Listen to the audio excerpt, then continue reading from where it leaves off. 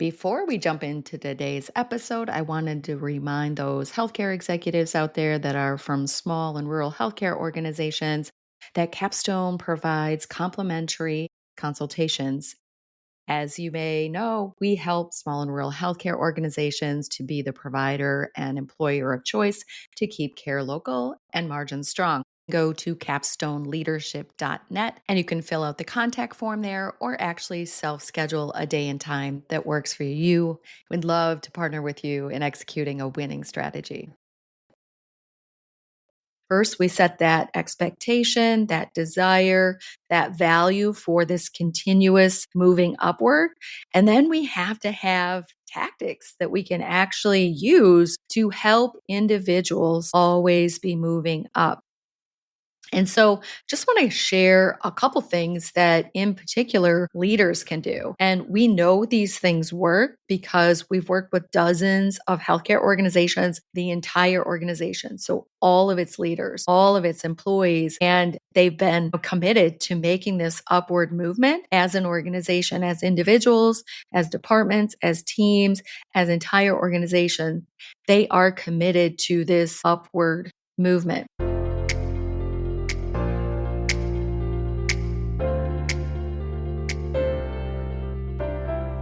Welcome to Culture Change RX, the podcast for healthcare professionals that are committed to creating a thriving workplace culture, improving the experiences of employees and patients, and ultimately unlocking their organization's next level of potential.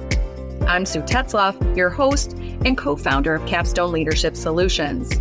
Join me and my insightful guests each week as we share actionable insights for navigating the crucial people side of the business of healthcare. Subscribe now for a weekly dose of Culture Change RX. Now let's dive into this week's conversation where culture change takes center stage. Thanks for pressing play and being here for another episode of Culture Change RX. Today is one of those solo episodes that we call a Culture Bite.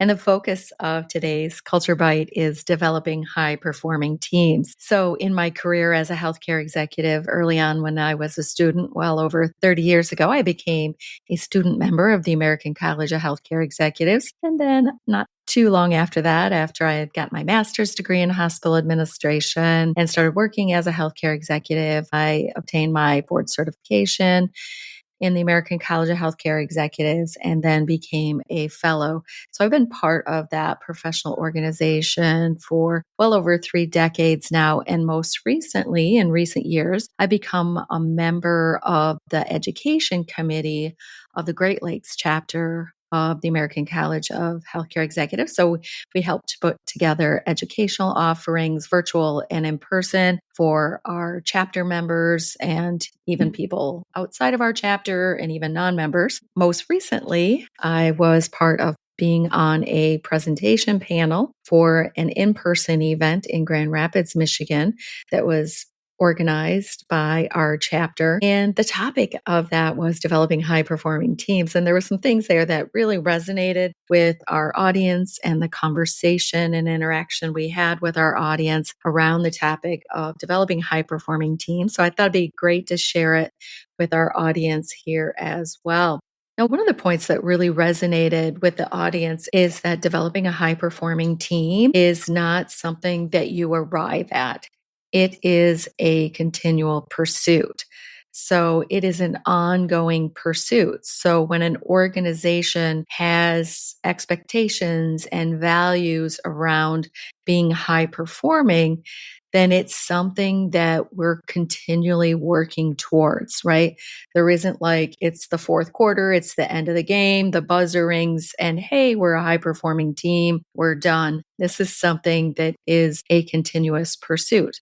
And the coaching advice that we give at Capstone Leadership Solutions around this is that we have to consider that if we want to be in this continual pursuit of high performance individually and collectively, that we have to have systems. We have to have the ability for each person on our team and then collectively all of us to always be going up. So each one and everyone always going up.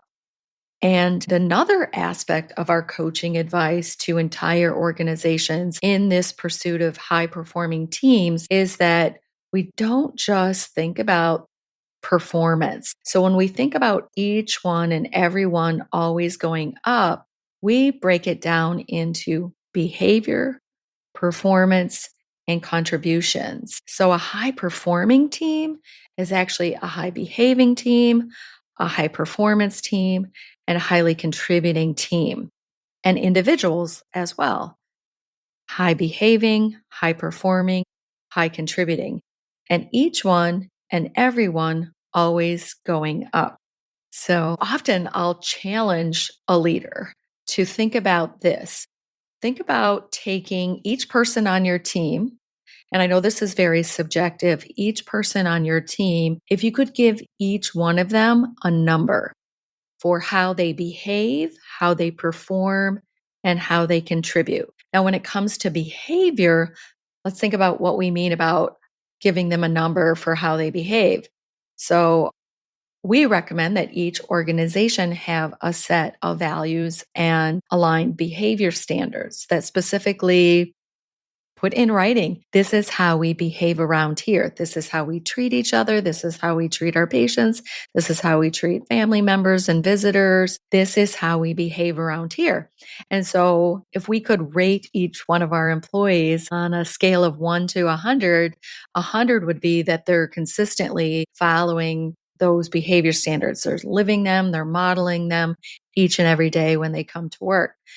And a 1 would be they totally ignore the behavior standards. They totally are not behaving in keeping with the behavior standards. They rarely, if ever, do. That would be a very low number versus a very high number.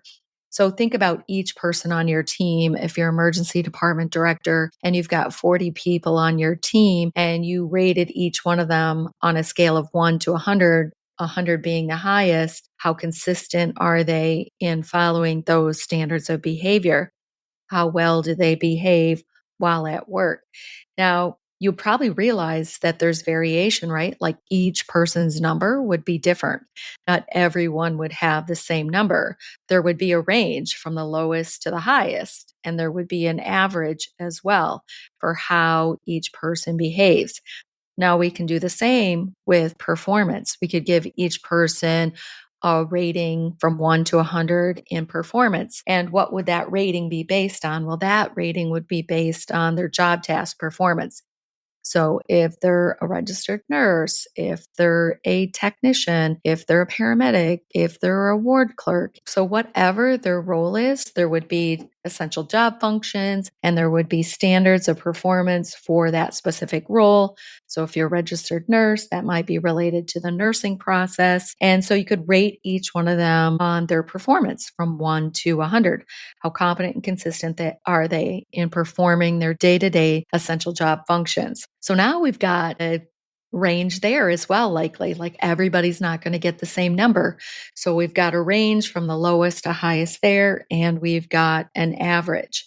And then we could do the same with contributions. And what I mean by contributions and how we would rate someone on a scale from 1 to 100 in contributions would be, how does that employee contribute beyond their day to day job description in helping the department, helping the organization make something better for the future? So, are they involved in improvement efforts, change efforts, or at least they're not resisting them and they're contributing to them in some way? Maybe they're helping with a process improvement. Maybe they're helping with a goal action plan. Maybe they're on an organization wide team like we use in our partner organizations, where there's an employee wide team that's focused on improving patient experience, etc. So giving each employee a number from 1 to 100 in their contributions to making things better for the future. So it's not about just what they're doing day to day and how they behave or performance, but also making contributions to things getting better for the future. And now again, each employee might have a different number. And so we've got a range from the lowest to the highest, and we've got an average. So this is variation in our workplace, right? There's variation in how people behave. There's a low to a high and an average in how they perform. There's a low to a high and an average, and how they contribute low to a high and an average. And so when we talk about high performing teams, we're actually talking about high behaving, high performing, high contributing teams that are made up of individuals. And if each individual is always on a pathway of increasing whatever their number is, whether they're low now, we want them to get higher in behavior and performance and contribution. If they're kind of at the average now, going higher in behavior, performance, and contribution. So we want each one of our employees, no matter where they are, if they're at the high end of behavior, performance, and or contribution, we don't want to say they're done, right? This is a continual pursuit. So even our high people can keep going higher. Our low people keep going higher. Our middle people keep going higher. And so, what are the mechanisms, right? So, first, we have to set the expectation as an organization and as a leader of a team. We have to set the expectation that each person, no matter where they are now on that scale of 1 to 100, whether it's in behavior, performance, and contribution, that we're always striving to go higher, that this is a value of the team, of the organization, that we all are going higher. And when we each do that individually, then for sure, the entire team is getting stronger or higher performing. So if each and every one is going up, then collectively we're all going up, right? Because if everybody's number goes up, then the average goes up. And what we really want to get to in the definition of high performing teams, high behaving, high performing, high contributing teams is that we want that average to go up over time continuously, but we also want that range from lowest to highest to actually get tighter, right?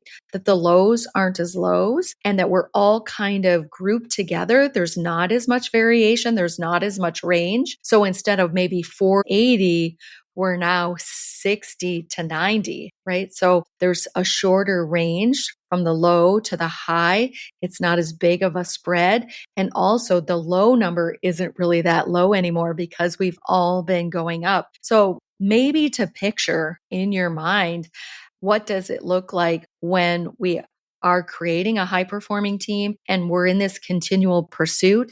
It is the increasing of everyone's individual numbers. It is the increasing of the average, and it's the shrinking of that variation or that range. And the low isn't as low as it was before. So the low to high. The low isn't as low and the high is higher, but the variation isn't as great. So to get our organization, to get our team, to get our individuals in this process, we have to first set this expectation that it is an organizational value. It is a team value. It is a personal value to adopt. It's like a growth mindset, right? That we're always going up individually and collectively, we're all going up. So this isn't something where there's, pixie dust and we sprinkle it over our team and the individuals on our team and magically their numbers go up. First, we set that expectation, that desire, that value for this continuous moving upward. And then we have to have tactics that we can actually use to help individuals always be moving up. And so just want to share a couple things that in particular leaders can do. And we know these things work because we've worked with dozens of healthcare organizations, the entire organization. So all of its leaders, all of its employees, and they've been committed to making this upward movement as an organization, as individuals, as departments, as teams, as entire organizations. They are committed to this upward movement. And so one of the things that we help them with is helping them understand what teams can do, employee driven teams can do to help individuals always be moving up in behavior, performance, and contribution. But this event I was just at was a leadership event. So it was really about what are specific things that leaders can do? So, what is it that's in the leadership toolkit that we can have to be able to help our employees always be moving up in their behavior, performance, and contribution? So, first, talking to a room of leaders, and you out there as listeners that might be leaders of a team, of a department, of an entire organization, maybe you're a senior leader, is that first we have to consider the context in which leaders work. And how we describe this to the leadership groups that we work with in our partner organizations, which are typically small and rural hospitals all across the country, or small and rural healthcare organizations. Sometimes they're not hospitals. It might be a nursing home, they might be an ambulatory surgery center, they might be a DME provider. But these are organizations that typically have less than 1,000 employees in a group of usually between 25 and 50 leaders. So, first, let's set the context in which leaders work. So, we describe it as leaders having three main categories of things to do in their daily work. So, if you think about the work a leader does in their day, in their week, in their month, you might take each one of those things that they do, a to do that they do, and you could put it in one of three buckets. One is that whirlwind bucket, so the day to day operations. So leaders take action, they do things each and every day, each and every week that they work to respond to the whirlwind of day to day operations. So this is really short term focused. It might be about something that happened yesterday, something that's going on today, preparing for something that's going on tomorrow to keep day-to-day operations going. So again, if you're that ED director, maybe you had somebody call in sick today and now you've got to replace them. That's part of the whirlwind of keeping day-to-day operations going. It's reactive, it's operationally focused, it's short-term focused. I got to figure out how we're going to get through this 12-hour shift. Who's going to work this shift? How are we going to cover the work of this person that called in sick today? It might be a patient complaint. It might be we ran out of a supply. It might be a piece of equipment is broken or missing. So these are day-to-day whirlwind activities that take up the time and energy and focus of leaders. So part of the context of what leaders do is respond and engage in the day-to-day whirlwind. And then there's management tasks. So these are the things that leaders do in their days, their weeks, their months, and even their years that again keep operations going. They may be focused on a 2-week payroll or a 4-week schedule or an annual budget, ordering supplies or equipment. I mean, these are things that are management duties that leaders do. And that is part of the work of leaders. But you can imagine that what I've described right now about the whirlwind in management, those aren't necessarily activities of leaders that are going to move the mark on those numbers of behavior, performance, and contribution. So there's not a lot of opportunity in our work of whirlwind activities and management activities that are really helping leaders to move the needle on developing high performing teams, helping each and every individual on their team go up in behavior, performance, and contribution. And so we need a third bucket of activities that leaders do. And that leadership bucket is the area where we can make things better for the future. So this is where leadership contributions go in that are more long-term improvement focused and not day-to-day keeping operations going activities. So we're making day-to-day operations better for the future when we engage in tactics of leadership versus management tasks or whirlwind tasks that are popping up day to day or necessary to keep day-to-day operations going.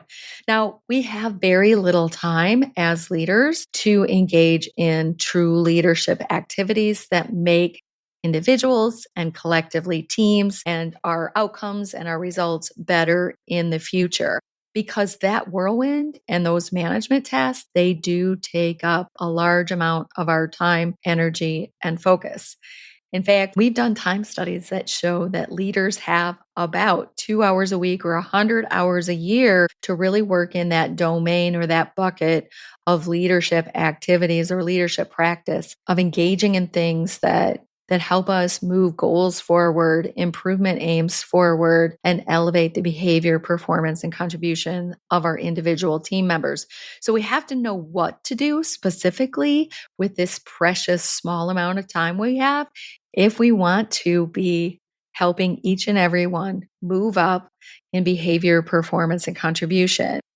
There's actually a quote that I found that kind of explains this very well. It says, over time, the team and its results plateau or decline when the day to day activities of a healthcare leader primarily involves keeping things going, not making them better.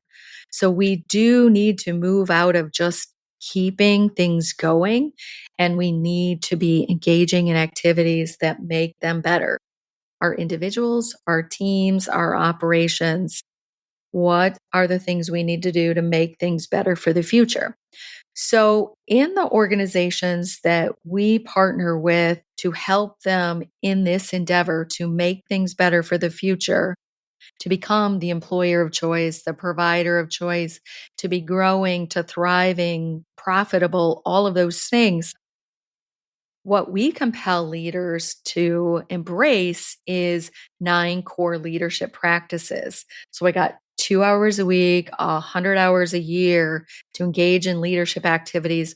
What are the most powerful activities that we can engage in, that we can actually succeed in, that will be worth our time and energy and actually will help us to be able to move the mark to make things better for the future? And so we call that the leadership bundle, 9 core leadership practices. And it really helps leaders to be equipped with leadership tactics in their toolkit that they can embrace, that they can be successful in engaging in, that actually will make things better for the future. And all of them, each of the 9 core leadership practices of the leadership bundle in its own way, has the ability to help elevate behavior, performance, and contributions of individuals and the team. But in particular, I want to focus today, like I did with that panel for the Great Lakes ACHE event recently on developing high performing teams. Just want to talk about one of the 9 core leadership practices, which is giving and receiving feedback. Truly, feedback fuels efforts to go up. If we want our individuals, our entire teams to go up, the average performance go up, the bottom number to keep moving up, each person's numbers, individual numbers keep moving up. Feedback really fuels these efforts to always be going up. And while each of the 9 core practices are very important, feedback is the one that truly fuels efforts to go up.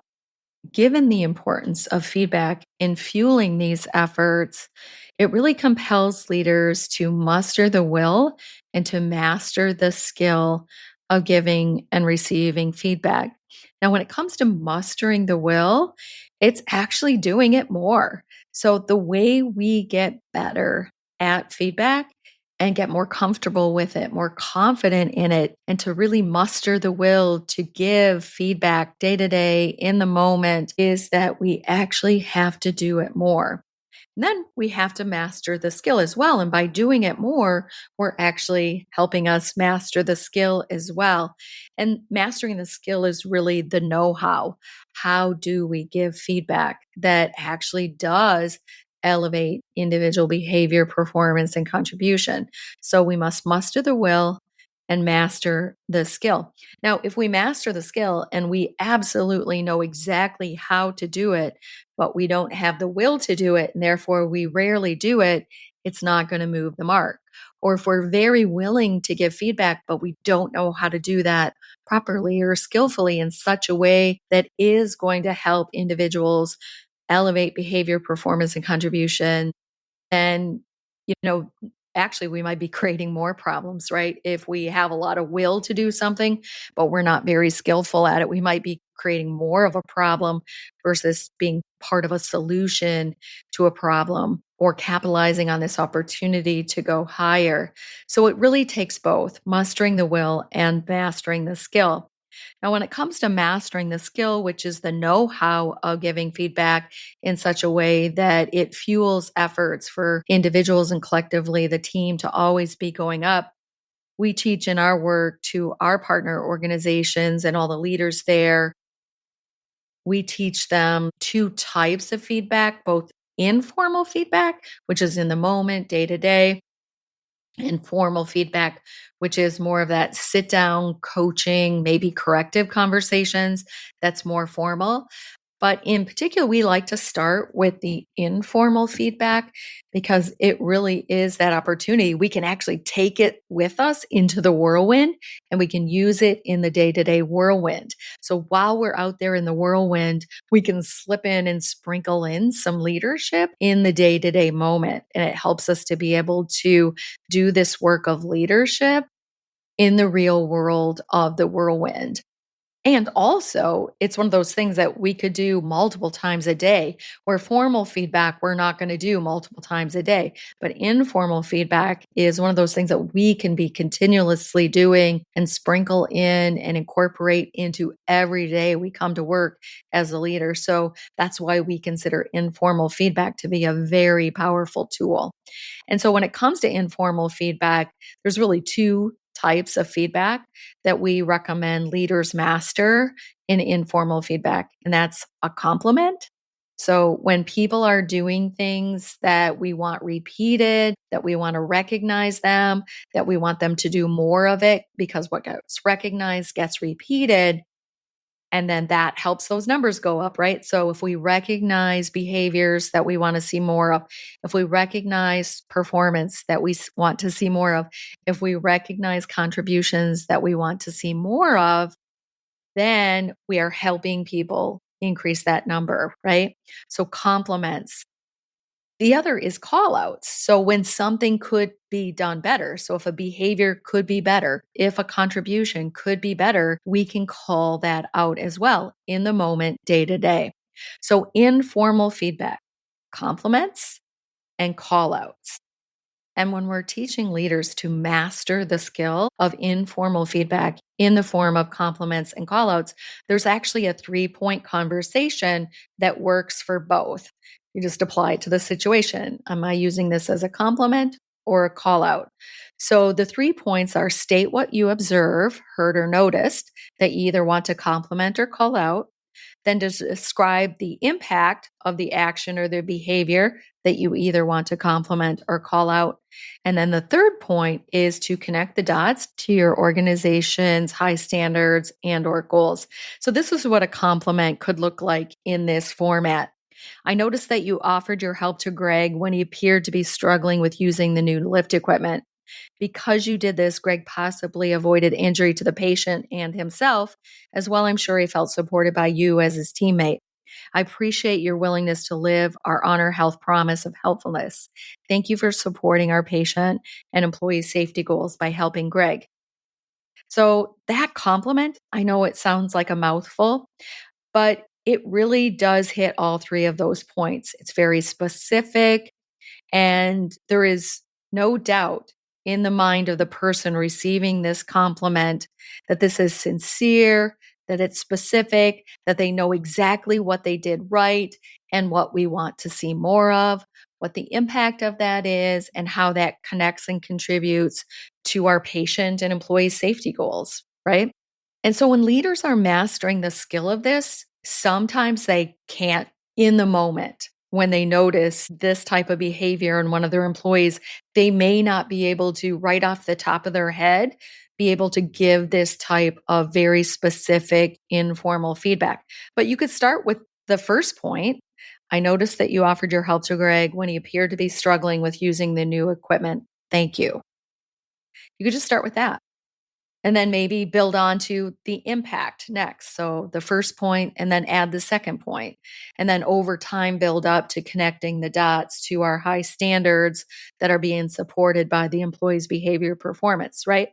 And so another trick that works really well for learning this is that verbally, we may not be able to find our words specifically. This is what we observed. This is the impact. This is how we connect the dots to our high standards or our goals. We may not be able to, in the moment, just, come up with that and relay this type of detailed compliment to one of our employees. But every time you write it, so writing thank you notes, writing emails, writing a handwritten note, and using all 3 points every time you do starts to train your brain to give this type of compliment. Okay. And then when we turn this into a call out, you can hear that it's very similar using these 3 points. So now I'm calling out a behavior that I wish to be better. So we want to elevate behavior and performance and contributions. And this is what a call out looks like or sounds like. I noticed that you said, "Nope, I'm not helping you today," to Greg when he asked for your help when he was struggling with the new lift equipment. Without help, this increased the risk of injury to the patient and to Greg as well. Greg could feel unsupported by you as his teammate. Helping Greg would have been in keeping with our commitment to co-work standards and our goals for patient and employee safety. And so when giving a call out, that's what it sounds like, right? So I took a very similar scenario, and in one scenario, the employee is to be complimented for their behavior, their actions. And in the other, they're to be called out for their lack of behaviors or actions that are in keeping with our high standards. Now, with a call out that's informal, unlike the compliment, we wouldn't put this in writing. So, right, like you're not going to write a call out note like you would write a thank you note, because then we're getting more into formal correction, formal coaching. And we want this call out to be informal, in the moment. And in particular, what we want to do is normalize it as caring and helpful. We don't want it to feel punitive or corrective. So we want this informality to be here, and it's face to face, in the moment, spoken word, but oftentimes to help that feel more like a helpful thing versus a punitive thing is that we need to be in great relationship with our employees, right? So when we have a great relationship with our employees and when we have that expectation and that culture that we all want to be moving up always, then it feels like it's a helpful nudge from a leader, not a hurtful one when we have these kind of conversations, when we have these call outs. Another thing we can do when actually delivering this call out in the moment is we could open it with a question. So, can I have a moment of your time to share with you something I noticed? And so that becomes kind of a micro yes. When they say yes, they're not surprised by what you're going to say next. I noticed, right? I noticed you said, "Nope, I'm not helping you today," to Greg when he asked you for your help when he was struggling with that new equipment. They're kind of expecting it, right? And so we asked them, "Can I have a moment of your time to share with you something I noticed?" And that starts to be code word in your organization that, "Hey, I'm here to call you out because I care. I care about you. I care about our team. I care about our patients. I care about our standards. And I care enough to muster the will and master the skill to have this conversation." So before you deliver the 3 points of the call out, you can start with that asking for a moment of their time to share something you noticed. And then at the end of the call out, it's always great to engage with a question that keeps the conversation going and creates dialogue. So you don't just deliver the call out and then you're done, boom, it's one way. You want to turn this into a conversation. So what's getting in your way of being willing to help Greg today? And so that might be a way to transition from the call out to an engaging conversation with the employee, leader to employee. What's getting in your way? How can I help? And you can learn a lot in those moments. I know me as a leader for 22 years in the healthcare environment, more than 10 of those years, I was equipped with the practice of giving and receiving feedback in this similar way. And those kind of conversations where I was calling an employee out on their behavior, their performance, or their contributions. And then I was transitioning that conversation into dialogue, into conversation. What's getting in your way? How can I help? I want you to succeed. I believe in you. I know you can do this. When we engage in that conversation, it's amazing some of the things that can come out of that. I remember one time with a nurse that I was talking to about her patient care one day, this engaging conversation that started as a call out turned into really an important solution conversation where she had two really great ideas of something that would help her to be able to perform her job at that higher number. And by doing that, by offering up those suggestions and then the whole department implementing those suggestions that came out of that conversation, everyone on the team benefited from that. Every patient benefited from that. And so that's where these conversations can go. And that's, again, why feedback is such a powerful fuel for elevating behavior, performance, and contributions, not just as individuals, but entire teams. So there we go. Today's Culture Bite, all about each one and everyone always going up. There's lots of tools in our toolkit that we can embrace and grab as individual leaders and entire organizations, as peers and teammates to each other to make this happen. But feedback is one of the most powerful and informal, in the moment, our go-to tactic for elevating each person's number, behavior, performance, contribution, each and every one always going up. And as leaders, very important part of our job, dare I say, maybe one of the most important parts of our job as leaders. Maybe that even comes to what is the definition of a leader, right? A leader is somebody that helps each and every person on their team, whatever team we're leading, collectively, we all go up. If you found today's podcast episode helpful to you in your leadership, share it with others in your organization. I mean, I know that when a colleague of mine, a friend of mine shares a podcast with me, I listen to it 100% of the time. Like if they take the time to share it with me, I do listen. And so if you want to share, if you want to inspire and equip other leaders in your network, in your organization, on your team, to be part of developing high performing teams, to be able to be better equipped and inspired to help each one and everyone on their team continually go up, then share this podcast with them. And if you happen to be a healthcare executive in a small and rural healthcare organization, and you're thinking to yourself that you might be interested in understanding more about these 9 core leadership practices, a systematic approach to continually elevating your entire leadership team so that in turn they can elevate the success of your organization, please reach out to us at capstoneleadership.net. Go to our Contact Us page. You can schedule a call there, or you can drop us a note there and we'll be in touch. And we can have a conversation about what's going on at your organization specifically and whether or not the capstone framework, formula, and 4 systems, including that leadership system, is right for your organization. See you next week on another episode of Culture Change RX. Bye now. Thanks for tuning in to Culture Change RX. If you found value in today's episode and you are a believer in fostering change in healthcare, join us in making a difference. Follow, rate, and review our podcast on your favorite platform. Share it with colleagues and your network. Together, we can make a lasting impact. Until next week, keep inspiring positive change.